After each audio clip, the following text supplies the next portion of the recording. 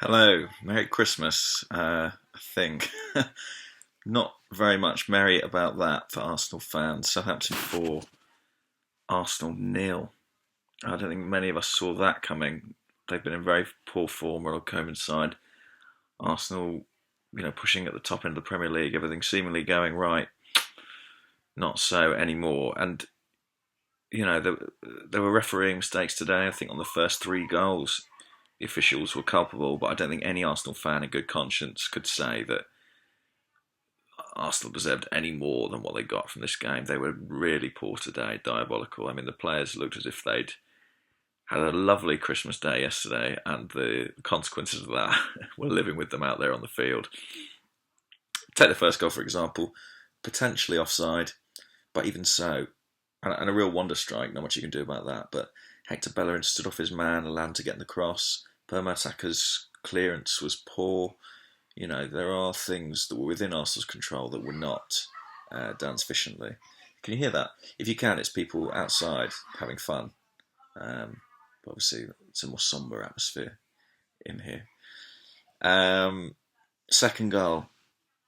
Oh, yeah. Koscielny fouled in the build-up, but Koscielny and Mertesacker left isolated 2-on-2 against Mane and Shane Long. That's really worrying that was happening. That's sort of a flashback to the Arsenal of 12 months ago, the really bad habits. Sorry, more than 12 months even.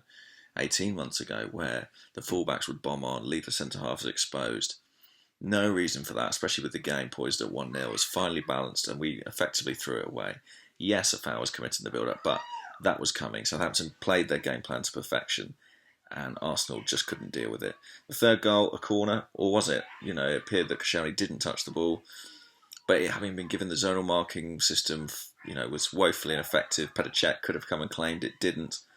And the fourth goal, well, there can be no complaints there. Really well worked. Long through on goal again. And to be honest, I mean, that was as emphatic a victory as it sounds, 4-0.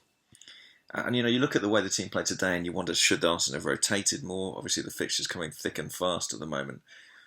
But who could he have brought on? Who could he have brought into the 11? You think about the players who came off the bench. Alex Oxlade-Chamberlain, completely ineffective. Alex Iwobi, a teenager with so little experience. And then Callum Chambers, a guy who's a right-back or centre-half who came on in midfield to try and change the game. That's not a great selection of options at Arsenal's disposal. And I think we saw today that the squad's really running on empty. And the sooner we can get to the January transfer window and the sooner we can do some business, the better. But overall, coming away from the game, I think the prevailing feeling is one of frustration because earlier in the day, Leicester City lost to Liverpool and it presented Arsenal with an opportunity to go top of the Premier League. And it's the third time, I think, in the last 6 weeks or so that Arsenal have had that chance and failed to take advantage of it. Really galling, really irritating as a supporter. And I think back to Monday, that victory over Manchester City, I think I said it on here, it felt like more than 3 points. Well, call it a 6-pointer if you like, but the gap that we created then has gone within the space of 6 days. And it makes that victory, which felt monumental at the time, feel inconsequential now. And in fact, a fixture with Bournemouth in 2 days' time feels relatively intimidating, which seems absurd, but just, with the squad looking as leggy as they do, and with their confidence hindered by the result today, Bournemouth have been in terrific form of late. That in fact now feels tricky.